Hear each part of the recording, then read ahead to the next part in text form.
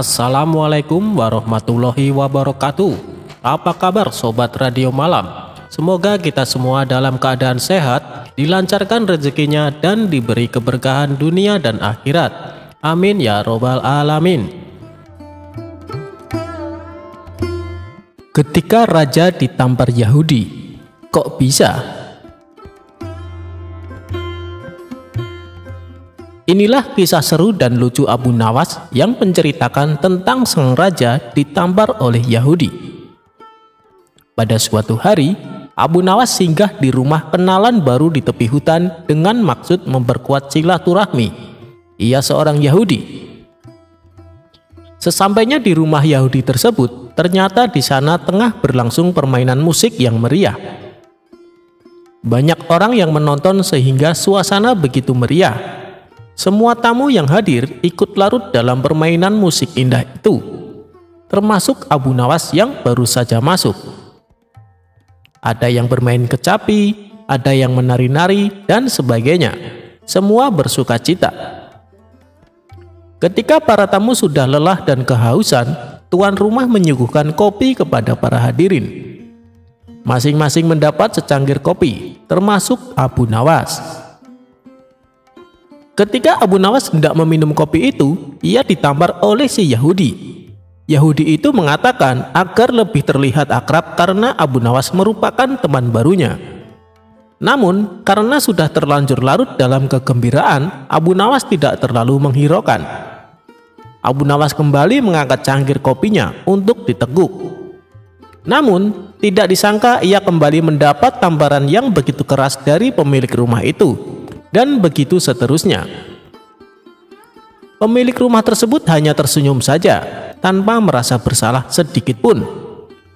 Begitu juga para tamu yang hadir, bukannya kasihan, malahan menertawakan Abu Nawas. Dengan perasaan marah bercampur geram, Abu Nawas pun langsung pergi meninggalkan mereka tanpa berkata sepatah kata pun. Abu Nawas terus berjalan menuju rumahnya.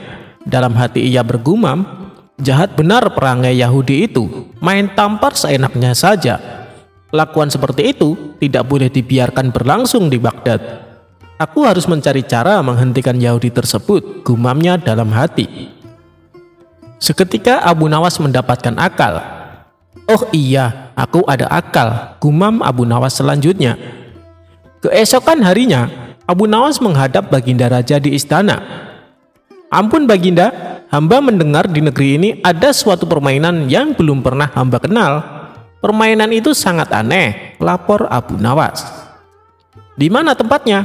Tanya Baginda. Di tepi hutan sana Baginda, kata Abu Nawas. Mari kita lihat, ajak Baginda Raja. Nanti malam saja kita perginya Baginda. Kita akan pergi berdua saja dengan pakaian biasa, agar tidak ada yang mengenali Baginda, ucap Abu Nawas.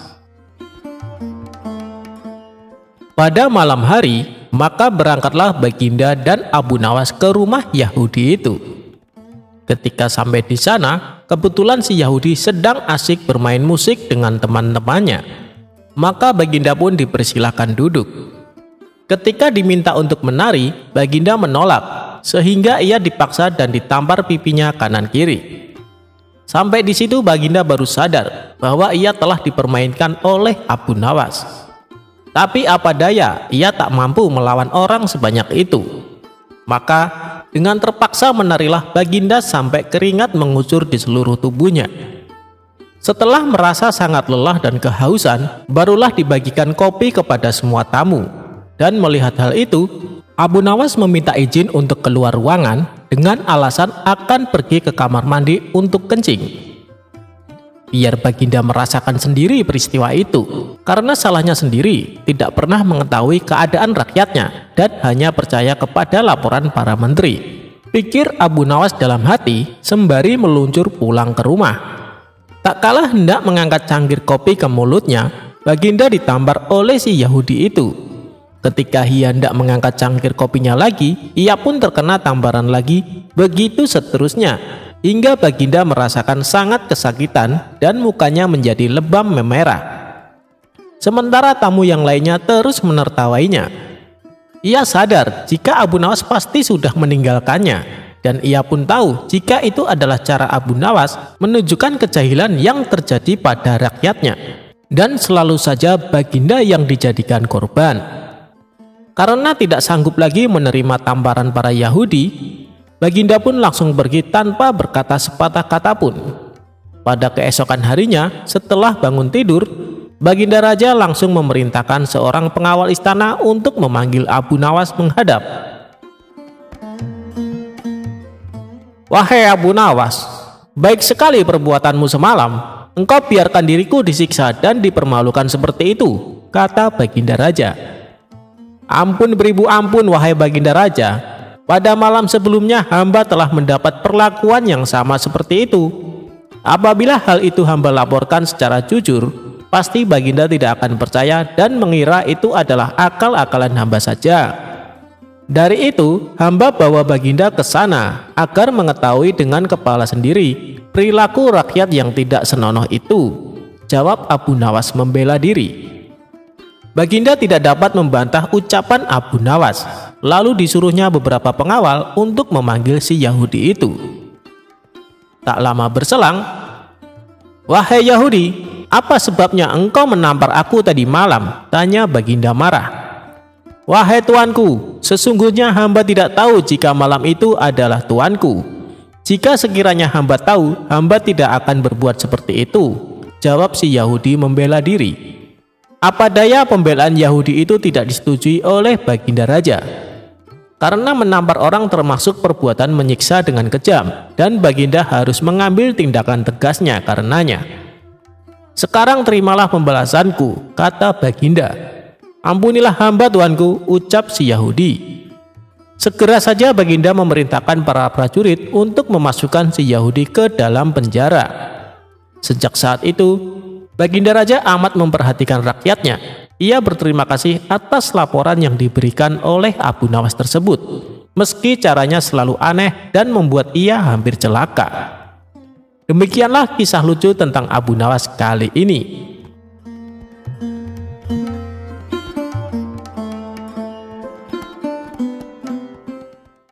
Abu Nawas memberi solusi potongan hukuman tahanan.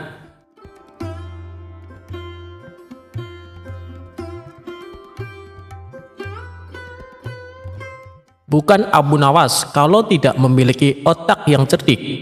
Pantas saja dalam kisah-kisah yang dituturkan, ia dikenal sebagai pemberi solusi atas apa yang dirisaukan oleh raja dalam hidupnya, baik soal dirinya, keluarga, bahkan masalah kerajaan itu sendiri. Abu Nawas juga dikenal sebagai sosok penyair yang cerdas dan banyak akal. Tak jarang, dirinya sering diperintahkan Baginda Raja untuk menjawab sesuatu yang sulit. Karena kecerdikan itulah, Abu Nawas selalu dapat menjawabnya dengan mudah. Ia memiliki banyak sahabat. Salah satu sahabat Abu Nawas ialah bernama Daras. Suatu hari, ia bercerita, "Seminggu yang lalu, Raja memberi keringanan berupa potongan hukuman bagi para tahanan di penjara. Para tahanan itu merasa senang karena diberi potongan berupa setengah dari masa hukuman yang harus dijalani tiap tahanan tersebut. Jadi untuk tahanan yang dihukum 10 tahun tinggal menjalani hukuman 5 tahun saja. Kemudian jika seorang tahanan dihukum 20 tahun maka hanya mendapat 10 tahun saja. Terus masalahnya apa?" tanya Abu Nawas kepada Daras sambil melahap makanan yang dari tadi ingin disantap. "Jadi masalahnya begini, karena ada tahanan yang dihukum seumur hidup atau sampai sang tahanan tersebut meninggal, artinya kan harus ditentukan berapa lama sisanya ia akan dihukum. Padahal tak ada yang tahu kapan seorang itu meninggal, karena tak ada yang tahu berapa lama umur seseorang itu," kata Daras. "Oh itu, berat juga masalahnya ya. Tapi beri saya waktu 10 menit saja, saya habiskan dulu ya makanan saya," ucap Abu Nawas sambil melahap sisa makanan di piringnya. Setelah makanan itu habis, wajah Abu Nawas tampak ceria. Hal ini menunjukkan bahwa dirinya telah menemukan pemecahan masalah tersebut. Kalau menurut saya begini saja, masalah ini bisa diselesaikan dengan konsep persamaan, kata Abu Nawas enteng. Oh ya, bagaimana? Tanya Daras yang sebenarnya ahli matematika itu. Oleh karena persamaan itu menurutmu berarti seimbang atau keseimbangan, masalah pemotongan masa hukuman tersebut ya mudah saja diselesaikan, jelas Abu Nawas. Caranya? Ucap Daras yang terus nyerocos merasa penasaran. Jadi begini, supaya orang yang dihukum seumur hidup itu dapat potongan hukuman setengah masa hidupnya, cara menghukumnya begini saja. Sehari ia ditahan, sehari ia dibebaskan. Begitu seterusnya hingga ia meninggal. Seimbang bukan? Seperti persamaan, tutur Abu Nawas sambil tersenyum kecil.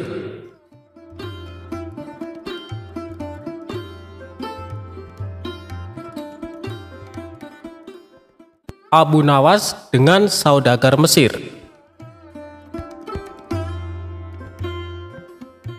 Diceritakan, suatu hari terdapat seorang saudagar dari Mesir yang datang ke kota Baghdad.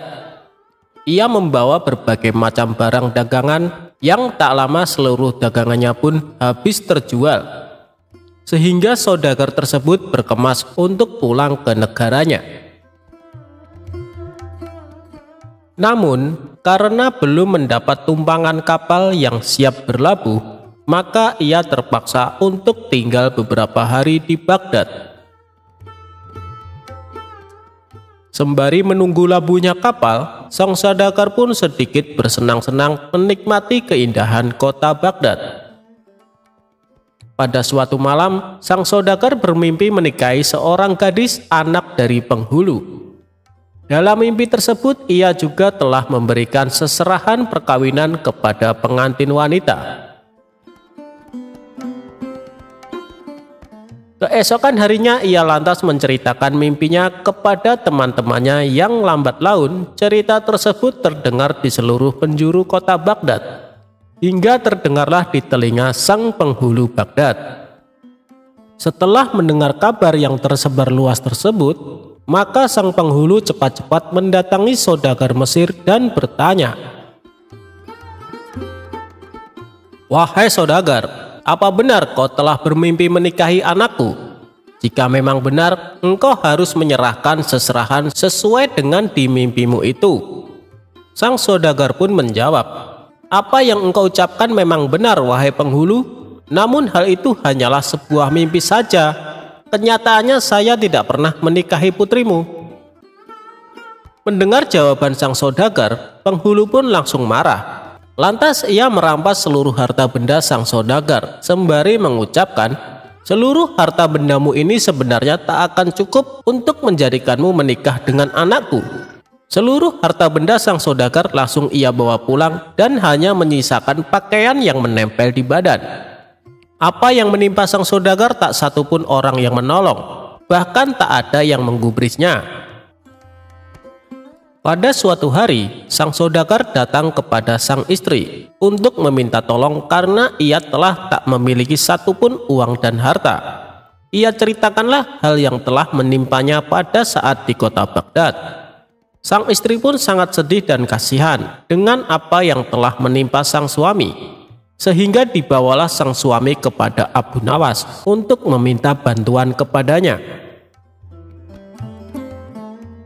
Sesampainya di rumah Abu Nawas, sang istri saudagar lantas menceritakan apa yang telah menimpa suaminya tersebut dan meminta Abu Nawas untuk menolong suaminya tersebut.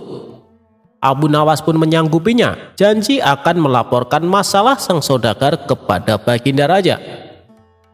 Setelah istri saudagar kembali pulang ke rumahnya, Abu Nawas menyiapkan rencana dengan menyuruh semua murid-muridnya, "Wahai semua muridku, kalian pulanglah ke rumah masing-masing untuk mengambil pacul, linggis, dan lain-lainnya. Nanti sore kalian kembalilah ke sini." Seluruh murid Abu Nawas pun menuruti apa yang diperintahkan sang guru. Mereka berbondong-bondong pulang ke rumah masing-masing. Pada sore harinya, mereka kembali berkumpul di depan rumah sang guru dengan membawa berbagai alat yang telah diperintahkan sebelumnya. Setelah semua murid berkumpul, lantas Abu Nawas memberi tugas kepada mereka semua. "Wahai murid-muridku, malam ini pergilah kalian ke rumah sang penghulu. Rusaklah rumahnya. Jika ada yang bertanya, jangan pedulikan. Bilang saja kalau saya yang menyuruhmu."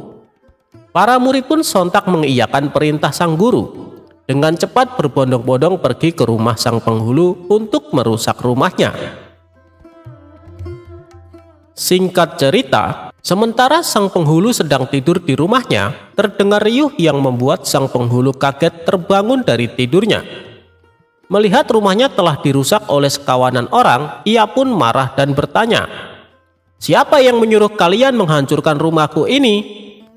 Salah satu murid Abu Nawas pun menjawab, "Yang menyuruh kita yakni tak lain adalah guru kami Abu Nawas." Mendengar jawaban dari seorang itu, sang penghulu pun menjadi marah dan akan melaporkan kasus ini kepada sang raja. Keesokan pagi harinya, sang penghulu menghadap sang raja guna meminta pertanggungjawaban dari Abu Nawas yang telah menyuruh para muridnya untuk merusak rumahnya. Abu Nawas pun dipanggillah oleh raja. Tak berselang lama, Abu Nawas pun menghadap raja bersama dengan sang saudagar Mesir. "Hai Abu Nawas, apa yang telah engkau perbuat? Berani-beraninya kau menyuruh para muridmu untuk merusak rumah sang penghulu Baghdad," ucap baginda raja. "Wahai tuanku, alasan mengapa saya telah berbuat seperti itu sesungguhnya karena perbuatan yang telah penghulu lakukan. Semalam saya perintahkan para murid hamba untuk merusak rumah penghulu. Hal tersebut hamba lakukan sebab sang penghulu telah melakukan perbuatan seperti itu juga."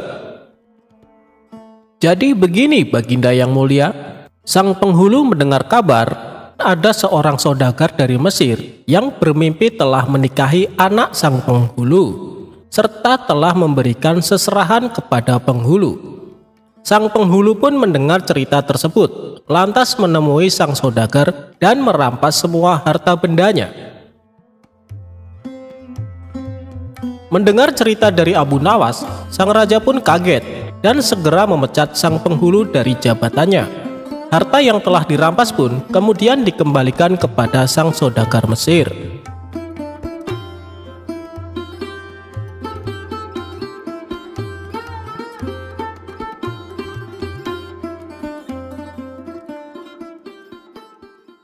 Cara Abu Nawas menurunkan hujan.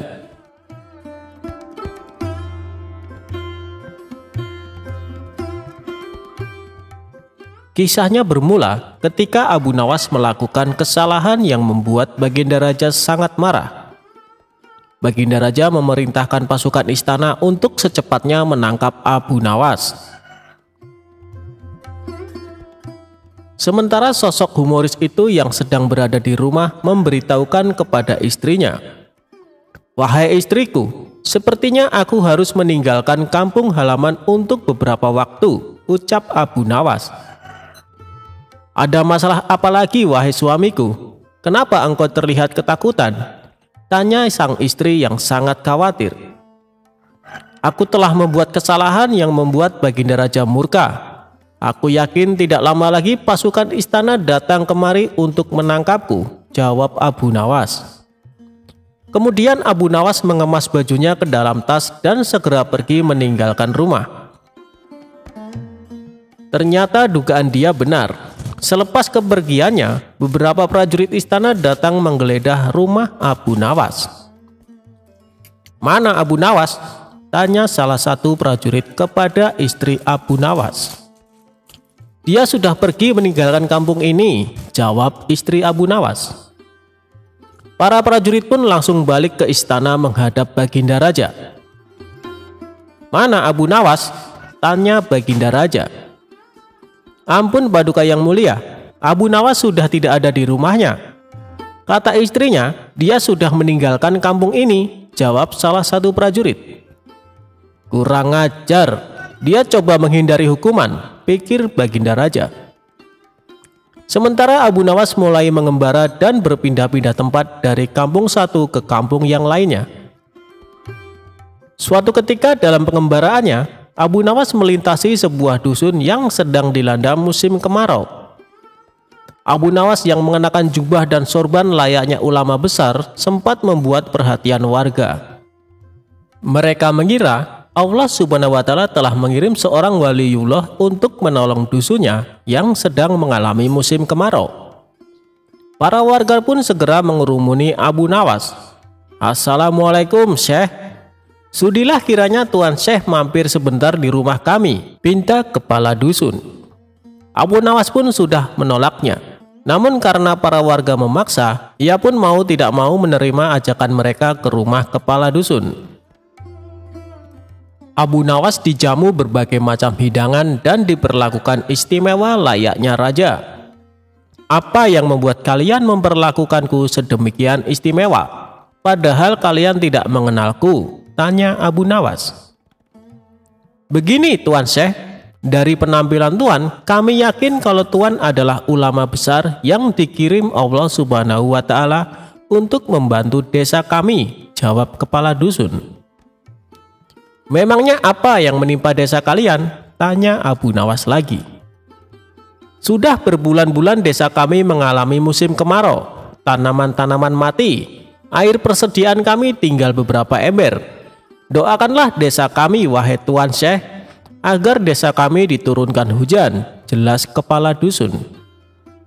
Abu Nawas terdiam mendengar keluhan mereka. Ia juga berbulan-bulan tidak mandi dan bajunya sudah lama tidak dicuci. Padahal tujuannya ke sini untuk menumpang mandi. Beberapa lama kemudian muncullah ide cemerlang di otaknya. "Baiklah, aku akan memanjatkan doa kepada Allah supaya desa kalian diturunkan hujan. Tapi ada syaratnya," ujar Abu Nawas. "Apa itu syaratnya Tuan Syekh?" "Kami bersedia melakukannya," balas kepala dusun.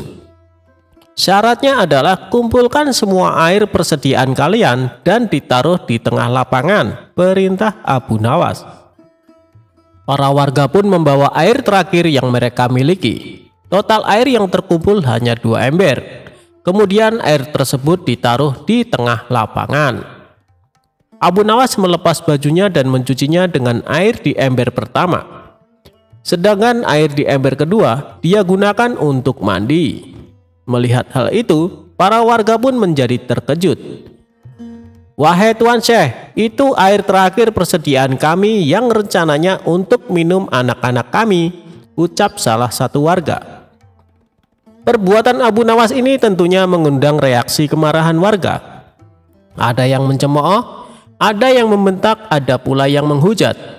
Namun di tengah kegaduhan itu, Abu Nawas dengan tenang mengangkat bajunya yang dicuci, lalu menjemurnya, dan perkataan para warga tidak dihiraukannya. Para warga bertambah emosi sehingga hendak memukulinya. Tapi niat mereka langsung terhenti karena tiba-tiba terdengar suara guntur yang disusul hujan lebat. Penduduk pun lupa dengan marahnya. Bahkan sebaliknya, mereka berebutan mencium tangan Abu Nawas dan mulai berteriak kegirangan menyambut datangnya hujan yang sudah lama ditunggu. Saat itu sang kepala dusun menghampiri Abu Nawas. "Tuan Syekh, sebenarnya doa apa yang Tuan panjatkan sehingga langit berkenan menurunkan hujan?" tanya kepala dusun. Dengan polosnya Abu Nawas menjawab, "Begini, doaku biasa saja, tapi jubahku ini tinggal satu dan tidak pernah dicuci selama berbulan-bulan. Bila aku menjemurnya, pasti hujan akan turun deras. Mungkin karena langit tidak tahan dengan bau jubahku ini," celetuk Abu Nawas cengengesan. Mendengar hal itu, sontak para warga langsung tertawa terpingkal-pingkal. Sejak saat itu Abu Nawas mulai menetap di sana sembari menunggu kemarahan Baginda Raja reda.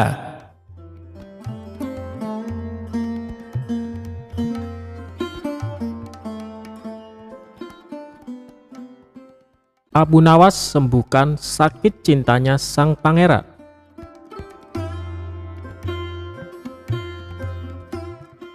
Dikisahkan, pangeran yang menjadi putra mahkota jatuh sakit. Sudah banyak tabib yang didatangkan untuk memeriksa dan mengobati, tapi tak seorang pun yang mampu menyembuhkannya. Akhirnya raja mengadakan sayembara. Sayembara tersebut boleh diikuti oleh rakyat dari semua lapisan, tidak terkecuali oleh para penduduk negeri tetangga.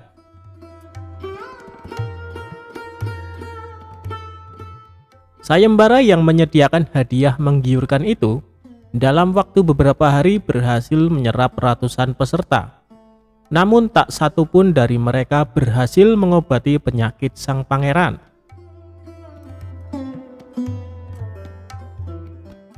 Akhirnya sebagai sahabat dekat, Abu Nawas menawarkan jasa menolong putra mahkota. Baginda Raja pun menerima usul itu dengan penuh harap. Abu Nawas sadar bahwa dirinya bukan tabib atau dokter. Maka dari itu, ia tidak membawa peralatan apa-apa. Tabib yang ada di istana tercengang melihat Abu Nawas yang datang tanpa peralatan yang mungkin diperlukan. Mereka berpikir, mungkinkah orang macam Abu Nawas ini bisa mengobati penyakit sang pangeran? Sedangkan para tabib terkenal dengan peralatan yang lengkap saja tidak sanggup. Bahkan penyakitnya tidak terlacak. Merasa bahwa seluruh perhatian tertuju padanya, Abu Nawas tidak begitu mempedulikannya. Ia dipersilahkan memasuki kamar pangeran yang sedang terbaring. Dia menghampiri sang pangeran dan duduk di sisinya. Abu Nawas dan sang pangeran saling pandang. Beberapa saat kemudian setelah memeriksa keadaan pangeran, Abu Nawas malah meminta permintaan yang aneh. Ia berkata, "Saya membutuhkan seorang pria tua yang di masa mudanya sering mengembara ke pelosok negeri." Permintaannya pun dikabulkan oleh kerajaan. Orang tua yang diinginkan Abu Nawas didatangkan. Orang tua itu duduk di sebelah Abu Nawas untuk memenuhi permintaannya. "Sebutkan satu persatu nama-nama desa di daerah selatan," perintah Abu Nawas kepada orang tua itu. Ketika orang tua itu menyebutkan nama-nama desa di bagian selatan, Abu Nawas menempelkan telinganya ke dada sang pangeran. Kemudian Abu Nawas memerintahkan agar menyebutkan bagian utara, barat, dan timur. Setelah semua bagian negeri disebutkan, Abu Nawas mohon agar diizinkan mengunjungi sebuah desa di sebelah utara. Raja pun merasa terkejut dengan permintaan Abu Nawas. "Aku mengundang kamu ke sini bukan untuk bertamasya," kata raja. "Hamba tidak bermaksud berlibur yang mulia," jawab Abu Nawas. "Tetapi aku belum paham," sahut raja.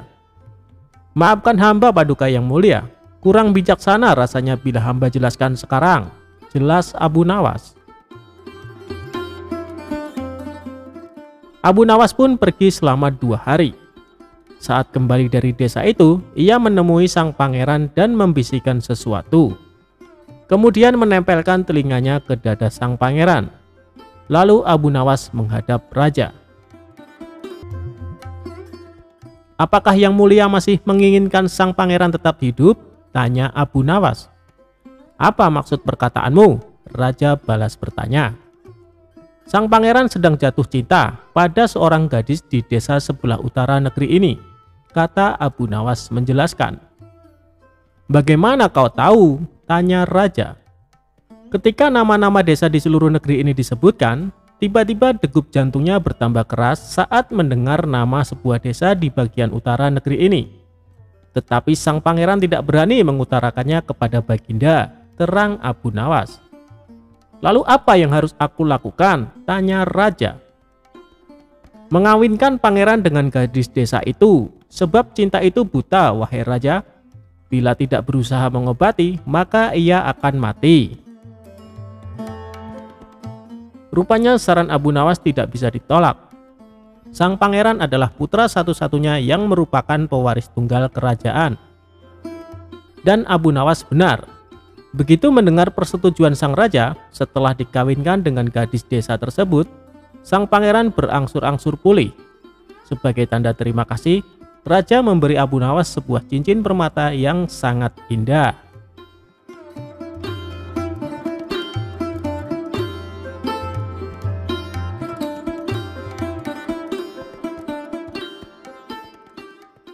Perebutan tanah Abu Nawas dan Abu Jahal. Dikisahkan, Abu Nawas mempunyai tetangga yang licik. Dia adalah Abu Jahal. Abu Jahal mempunyai kebun yang ditanami berbagai macam buah-buahan. Kebunnya ini berdekatan dengan kebun milik Abu Nawas. Antara kebun Abu Jahal dan kebun milik Abu Nawas hanya dibatasi oleh tumpukan batu. Abu Jahal berkeinginan menambah luas area kebunnya. Ia pun berpikir keras agar keinginannya terwujud. Hal ini sampai membuat Abu Jahal susah tidur. Tiba-tiba terlintas pikiran jahat di benaknya. Aku harus melakukannya. Sekarang mumpung waktunya sudah malam, pikir Abu Jahal. Di tengah malam gelap gulita, Abu Jahal langsung pergi menuju kebun miliknya.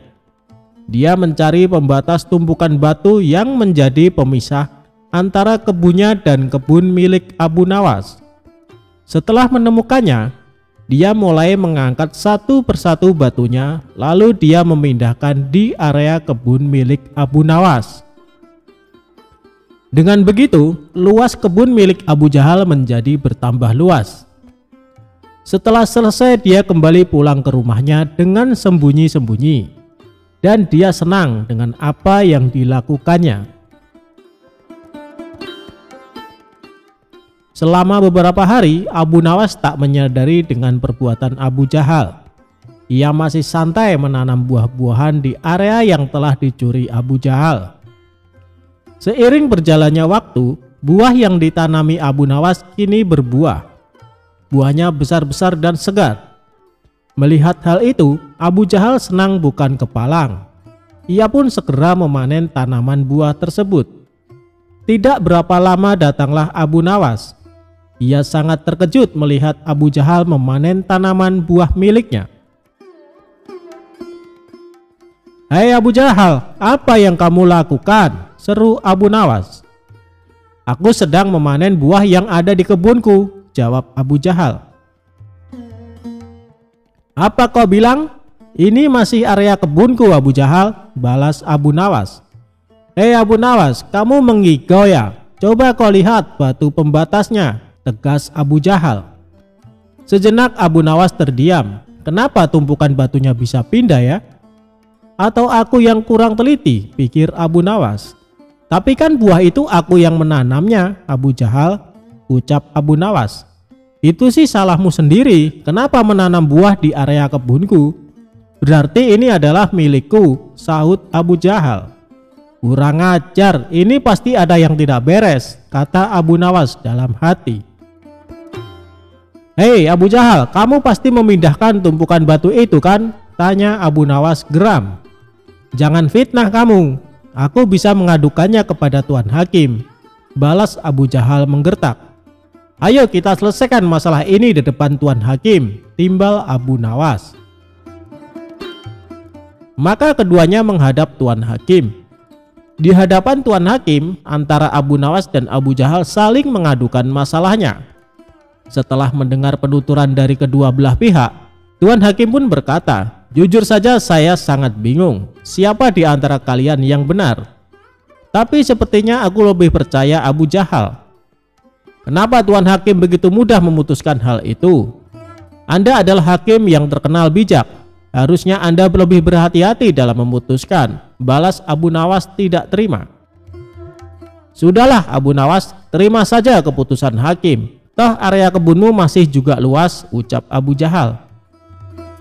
"Enak saja kamu bicara, kamu telah mencuri lahanku. Kamu sengaja memindahkan tumpukan batu yang menjadi pembatas," bentak Abu Nawas. "Saya harap kalian berdua diam. Apa yang akan saya putuskan tidak bisa diganggu gugat. Dan keputusan saya adalah tanah yang kamu tanami buah adalah milik Abu Jahal," kata Tuan Hakim memutuskan.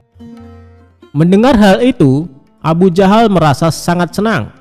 Terima kasih Tuan Hakim, Anda adalah hakim yang paling bijak yang pernah saya kenal, sahut Abu Jahal. Sementara Abu Nawas hanya bisa pasrah menerima keputusan tersebut. Asik, sekarang aku punya kebun lebih luas dari Abu Nawas, batin Abu Jahal kegirangan. Oh iya, Abu Jahal, berapa luas kebunmu? Tanya Tuan Hakim. 1,5 hektar Tuan Hakim, jawab Abu Jahal. Kalau kamu Abu Nawas, berapa luas kebunmu? Tanya Tuan Hakim kembali. Sebenarnya luas kebun saya 1,5 hektar. Tapi karena setengahnya dicuri sama Abu Jahal, luasnya jadi tinggal 1 hektar, jawab Abu Nawas. Kalian tahu tidak kenapa saya tanya luas kebun kalian? Karena kemarin saya dapat surat langsung dari Baginda Raja. Beliau memerintahkan kepada saya, barang siapa yang mempunyai kebun yang luasnya lebih dari 1 hektar, maka akan disita negara beserta isi-isinya. Dan bagi siapa saja yang menentang peraturan ini akan dihukum mati. Hal ini Baginda Raja terpaksa lakukan karena kondisi keuangan negara sedang krisis, kata sang hakim menjelaskan. Seketika raut wajah Abu Jahal yang tadinya ceria mendadak berubah menjadi terkejut. Waduh, celaka. Aku akan kehilangan kebunku, pikir Abu Jahal ketakutan. Maaf Tuan Hakim, sebenarnya luas kebun saya hanya 1 hektar, tutur Abu Jahal. Tadi kamu bilang katanya luas kebunmu 1,5 hektar, sekarang bilangnya 1 hektar. Kamu jangan main-main Abu Jahal, bentak Tuan Hakim. Saya berani bersumpah Tuan Hakim, kebun saya memang luasnya hanya 1 hektar. Tumpukan batu yang jadi pembatas antara kebun saya dan kebun milik Abu Nawas telah saya pindahkan dari tempatnya, ujar Abu Jahal. Oh begitu. Jadi tanah yang ditanami buah oleh Abu Nawas sebenarnya masih area kebun Abu Nawas? Tanya Tuan Hakim memastikan. Benar Tuan Hakim, jawab Abu Jahal. Bagaimana denganmu Abu Nawas? Apakah benar luas kebunmu 1,5 hektar? Tanya Tuan Hakim kepada Abu Nawas. Benar Tuan Hakim, jawab Abu Nawas semakin pasrah. Nah kalau begini kan jelas siapa yang sebenarnya berbohong. Pengawal, tangkap Abu Jahal dan masukkan ke dalam penjara karena dia telah mengaku mencuri area kebun milik Abu Nawas, perintah Tuan Hakim. Tapi Tuan Hakim, kebun saya tidak disita kan? Tanya Abu Jahal khawatir. Tidak ada yang namanya penyitaan. Itu hanya trik saya saja supaya saya bisa menyelesaikan perkara kalian berdua dengan adil, balas Tuan Hakim. Mendengar hal itu, Abu Jahal langsung terkulai lemas, sementara Abu Nawas tersenyum bahagia karena ia bisa mendapatkan kembali luas kebunnya. Demikianlah kisah cerdik Abu Nawas melawan Abu Jahal.